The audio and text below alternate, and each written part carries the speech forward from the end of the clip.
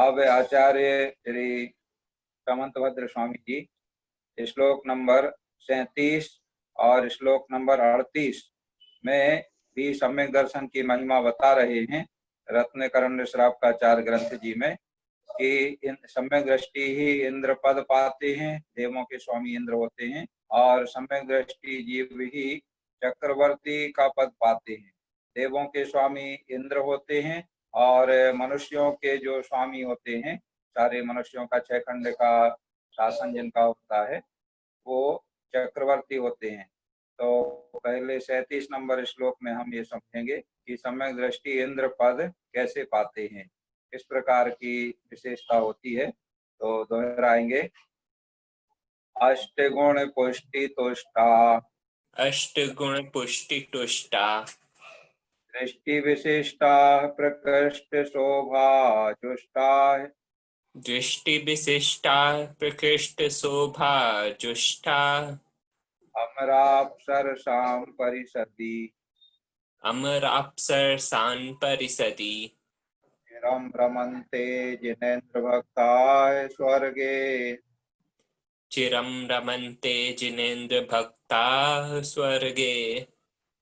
अब जिनेन्द्र भक्त दृष्टि विशिष्टा माने शुद्ध सम्यक दृष्टि जीव, जिनेन्द्र भक्ता माने जिनेन्द्र भगवान के भक्त होते हुए, जो शुद्ध सम्यक दृष्टि जीव हैं वो जिनेन्द्र भगवान के भक्त होते हुए स्वर्गे माने स्वर्गों में अष्टगुण पुष्टि तुष्टा, अष्ट रीतियों की पूर्णता से संतुष्ट है। 8 प्रकार की रीतियां होती हैं देवों की, तो उन्हें 8 प्रकार की रीतियों को प्राप्त करते हैं।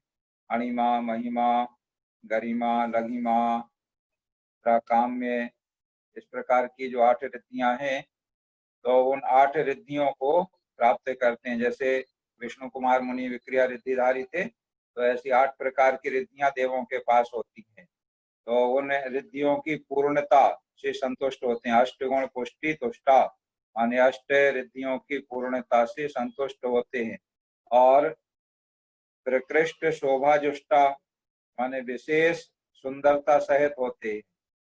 जो स्वर्गों में इंद्र होते हैं, जो शुद्ध सम्यक दृष्टि जीव हैं, वो जिनेन्द्र भगवान के भक्त होते हुए स्वर्गों में 8 रिद्धियों की पूर्णता से संतुष्ट और प्रकृष्ट शोभा जुष्टा माने विशेष सुंदरता से सहित होते हुए अमराप्सरसां परिषदि, अमर माने देव और अप्सरा, देवों और अप्सराओं की परिषदि माने सभा में, देवों की सभा में और अप्सराओं की सभा में, चिरम रमन्ते, चिरम माने बहुत काल तक, लंबे समय तक।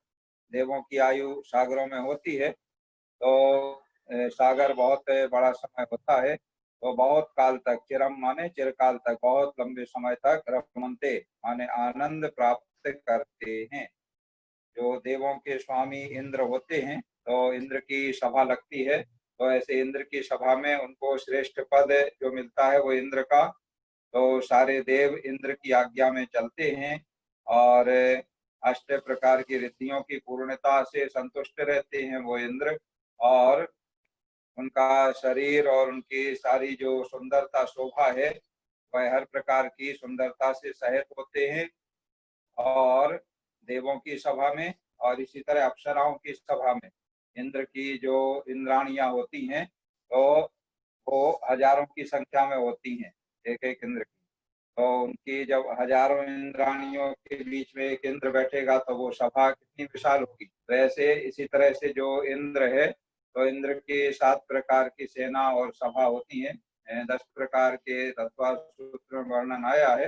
इंद्र सामान्य पारिषद वगैरह जो होते हैं देव 10 वेदों वाले, तो वो सब इंद्र की सभा में होते हैं।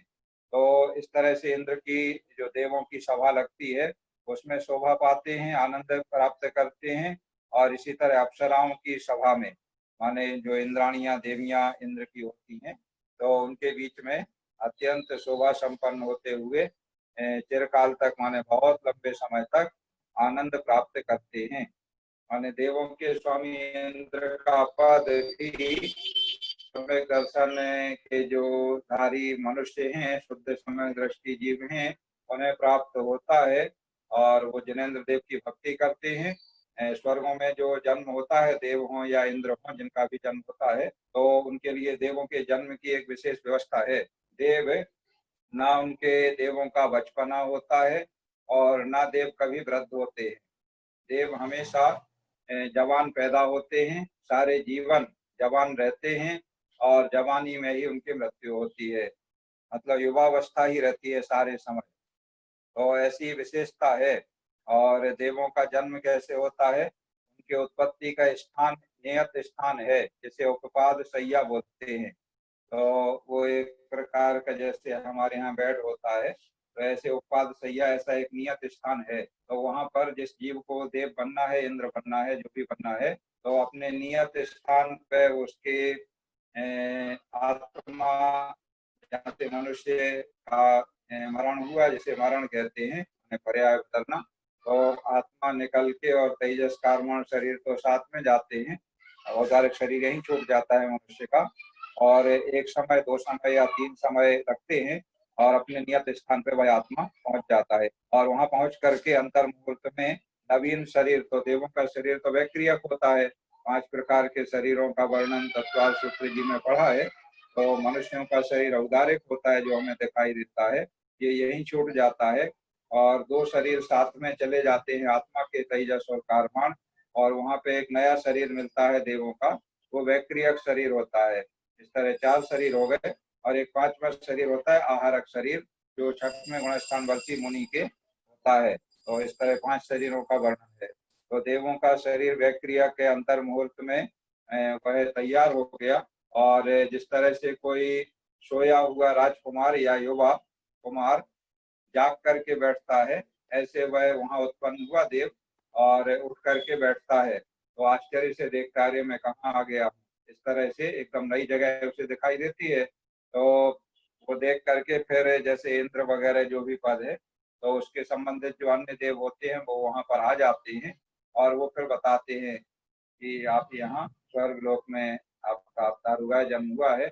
और फिर वह स्वयं भी अपनी अवधि ज्ञान से, सारे देव अवधि ज्ञानी होते हैं, तो वहां उत्पन्न हुआ देव या इंद्र जो भी है, वो अपने अवधि ज्ञान से भी जान लेता है और इस प्रकार से पूरा जानकारी करके फिर तुरंत उसका स्नान वगैरह जो क्रिया होती है देवोचित, वो सारी क्रियाएं संपन्न होती हैं और इसके बाद वो अपने उसे में विमान में जा करके, हर देवों के हर विमान में अरहंत देव का, भगवान का एक चैत्यालय बना हुआ है। तो साकृत्रिम चैत्यालय में विराजमान अरहंत देव की जो सम्यक दृष्टि देव होते हैं, वो पूजा भक्ति करते हैं बड़े श्रद्धा भाव से। और कोई कोई देव जो मिथ्या दृष्टि होते हैं, तो मिथ्या दृष्टि देव भी अपने विमान में बने हुए चैत्यालय में अरहंत देव की पूजा भक्ति करते हैं। मतलब करना ही है, नियम है, अनिवार्य है। तो अंतर क्या रहता है, सम्यक दृष्टि जीव तो बड़े भक्ति भाव से करते हैं और जो मिथ्या दृष्टि होते हैं वो भी करते हैं, करना ही पड़ता है, लेकिन वो उसे अपने कुल की परंपरा मान करके, मतलब इस विमान में जो भी पैदा होगा वो अरहंत देव को मस्तक झुकाएगा, ऐसी उनकी कुल परंपरा है। तो उसको अपनी कुल परंपरा मान करके वो उसको पूजा वगैरह भक्ति का जो कार्य है वो करते हैं। मतलब उनको श्रद्धा नहीं होता है, मिथ्या दृष्टि है तो उसे श्रद्धा सच्चे देव का नहीं है ना, इसलिए वो अपनी कुल परंपरा मान के वहां करता है। लेकिन करते सभी हैं, सारे देव अरहंत देव की वंदना करते हैं, चाहे वो मन से करें, श्रद्धान से करें, और चाहे बिना श्रद्धान के कुल परंपरा मान के करें, लेकिन करते सभी हैं। तो इसमें यही बात बताई गई है कि वह शुद्ध सम्यक दृष्टि जीव जिनेंद्र भगवान के भक्त होते हुए स्वर्गों में 8 रिद्धियों की पूर्णता से संतुष्ट और विशेष सुंदरता सहित होते हुए देवों और अप्सराओं की सभा में बहुत काल तक आनंद करते हैं। एक बार श्लोक दोहरा लेते हैं। अष्टगुण पुष्टि तुष्टा दृष्टि विशिष्टा प्रकृष्ट शोभा जुष्टा अमराप्सरसां परिषदि चिरम रमन्ते जिनेन्द्र भक्ता स्वर्गे। अब श्लोक नंबर 38 में बताया जा रहा है कि सम्यक दृष्टि जीव ही चक्रवर्ती का पद प्राप्त करते हैं। श्लोक दोहराएंगे। अवनिधि सप्त द्वय रत्ना नवनिधि सप्त द्वय रत्ना सर्वभूमिपतयश्चक्रम ईसाः सर्वभूमिपतयश्चक्रम् चक्रम वर्तयितुं प्रभवन्ति वर्तयितुं प्रभवन्ति स्पष्टदृशः छत्रमौलिशेखर चरणाः स्पष्ट दृशा छत्रमौलिशेखर चरणः। स्पष्ट दृष्टि का मतलब निर्मल सम्यक दृष्टि जीव। देखो सभी जगह सम्यक दृष्टि के लिए अलग अलग नाम से संबोधन किया जा रहा है। तो यहाँ स्पष्ट दृश्य है। स्पष्ट दृश्य माने दृश्य माने दृष्टि, और कैसी दृष्टि? स्पष्ट दृष्टि। स्पष्ट दृष्टि माने वही निर्मल सम्यक दृष्टि जीव। कैसे? छत्र मौली शेखर चरणा, छोटे छोटे मुकुटबद्ध राजाओं के सेवनीय। छोटे छोटे छत्र मौली शेखर चरणा माने छोटे छोटे मुकुटबद्ध राजाओं के सेवनीय। और नवनिधि सप्त द्वय रत्ना ईसा, नौ निधि और सप्त द्वय माने सात सात। सप्त द्वय माने सात सात दो बार, तो सात सात दो बार माने 14। 14 रत्नों के स्वामी होते हैं। तो नवनिधि और 14 रत्न, 9 निधियों के और 14 रत्नियों के। तो सप्त द्वय से मतलब यहाँ 14 है, माने 7 गुणा 2। तो 9 निधि और 14 रत्नों के आधीशा, आधीश माने स्वामी, स्वामी 9 निधि और 14 रत्नों के स्वामी। और सर्वभूमि पतया माने संपूर्ण भूमि के स्वामी।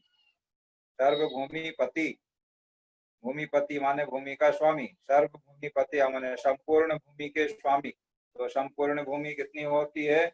जैसे ये हमारा, हम लोग जहाँ रहते हैं भरत क्षेत्र है, तो भरत क्षेत्र में 6 खंड होते हैं। 5 मिलेच्छ खंड कहलाते हैं और एक आर्य खंड कहलाता है। तो समस्त भूमि का मतलब इन 6 खंडों का स्वामी, ये मतलब संपूर्ण भरत क्षेत्र का स्वामी। हमारे क्षेत्र की अपेक्षा हम बात कर रहे हैं। इसी तरह जितना हमारा भारत क्षेत्र है, इतना ही बड़ा उत्तर दिशा में ऐरावत क्षेत्र है। हम लोग दक्षिण दिशा में रहते हैं। ये हमारा जो भारत क्षेत्र है दक्षिण दिशा है, और ये विदेह की अपेक्षा से बात होती है। विदेह बीचों बीच में है, तो विदेह के दक्षिण में हम लोग भारत क्षेत्र है, और विदेह के उत्तर में अंत में लवण समुद्र से लगा हुआ वहाँ ऐरावत क्षेत्र है, जहाँ हम लोग लवण समुद्र से लगे हुए दक्षिण दिशा में है। तो समस्त 6 खंडों की भूमि के स्वामी माने 6 खंड का स्वामी होते हुए चक्रम माने चक्र रत्न को, वर्तयितुम माने चलाने के लिए, प्रभवंती समर्थ होते हैं। तो चक्र रत्न, ऐसे चक्र रत्न चक्रवर्ती के पास भी होता है और अर्ध चक्रवर्ती के पास भी होता है। तो अर्ध चक्री जो होते हैं वो नारायण प्रति नारायण होते हैं। जैसे रावण दशानन प्रति नारायण था और लक्ष्मण नारायण थे, तो ये अर्धचक्री कहलाते हैं। इनके पास में 3 खंड का राज्य होता है, तो 3 खंड के स्वामी होते हैं, अर्धचक्री कहलाते हैं, नारायण प्रति नारायण। और चक्रवर्ती जो होते हैं इनके पास पूरे 6 खंड का राज्य होता है, लेकिन चक्र दोनों के पास होता है, चक्रवर्ती के पास भी और अर्धचक्री के पास भी, नारायण भी और प्रति नारायण भी। और नियम से प्रति नारायण का वध नारायण के द्वारा किया जाता है, और वही प्रति नारायण का जो चक्र है वो नारायण को प्राप्त हो जाता है। इस तरह से व्यवस्था है ये। तो इस श्लोक में ये बात बताई गई है कि सम्यक दृष्टि जीव चक्रवर्ती होते हैं। तो चक्रवर्ती के पास क्या क्या विभूति होती है उसका वर्णन इसमें किया गया है कि निर्मल सम्यक दृष्टि जीव है, छोटे छोटे मुकुटबद्ध राजाओं के सेवनीय। तो यहाँ छोटे छोटे मुकुटबद्ध राजा कह रहे हैं, लेकिन वो छोटे छोटे मुकुटबद्ध राजा भी बहुत छोटे छोटे नहीं होते हैं। ये संपूर्ण 6 खंड में जो संपूर्ण मुकुटबद्ध जो राजा होते हैं वो 32,000 राजा होते हैं। तो सारे 32,000 राजा चक्रवर्ती के अधीन होते हैं। चक्रवर्ती को सभी प्रणाम करते हैं, नमस्कार करते हैं, चक्रवर्ती की आज्ञा का पालन करते हैं, कोई भी चक्रवर्ती की आज्ञा के विरुद्ध कार्य नहीं करता है। इस तरह से सभी 32,000 राजाओं, मुकुटबद्ध राजाओं से सेवनीय होता है वह। कौन? शुद्ध सम्यक दृष्टि, निर्मल सम्यक दृष्टि की। और 9 निधि और 14 रत्नों का स्वामी होता है। चक्रवर्ती के पास 9 निधियां होती हैं। निधि माने खजाना होता है, भंडार होता है। तो वो 9 निधियों में एक एक निधि में माने एक एक भंडार में अलग अलग एक एक सामग्री होती है। और वो इतनी सामग्री होती है कि उसमें से कितना भी निकालते जाओ निकालते जाओ निकालते जाओ, और वो निधि कभी खाली नहीं होती है, कभी खाली नहीं होती। जितना चाहे निकाल लो। जैसे जिसमें अनाज भरा है जिस निधि में, तो उसमें से आप अनाज निकालते जाओ, कितना भी निकालते जाओ, कभी भी वो निधि खाली होने वाली नहीं है। इस प्रकार की 9 निधियां होती हैं। और 14 रत्न होते हैं, जिसमें 7 सजीव होते हैं और 7 निर्जीव होते हैं। इस तरह के 14 रत्नों के स्वामी होते हैं। और 6 खंड की पृथ्वी के स्वामी होते हैं, और चक्र रत्न को चलाने को समर्थ होते हैं। इस प्रकार जो निर्मल सम्यक दृष्टि जीव हैं वो ऐसा चक्रवर्ती पद प्राप्त करते हैं। एक बार श्लोक दोहरा लेते हैं। नवनिधि सप्त द्वय रत्ना दीसाः सर्वभूमि पतयश्चक्रम वर्तयितुं प्रभवन्ति स्पष्ट दृशा छत्र मौलि शेखर चरणाः। इस तरह से सम्यक दर्शन की महिमा का ही वर्णन चल रहा है। देखो 3 दिन से लगातार हम लोग सम्यक दर्शन की महिमा का गुणगान कर रहे हैं। अब आप अपना प्रश्न पूछ सकते हैं।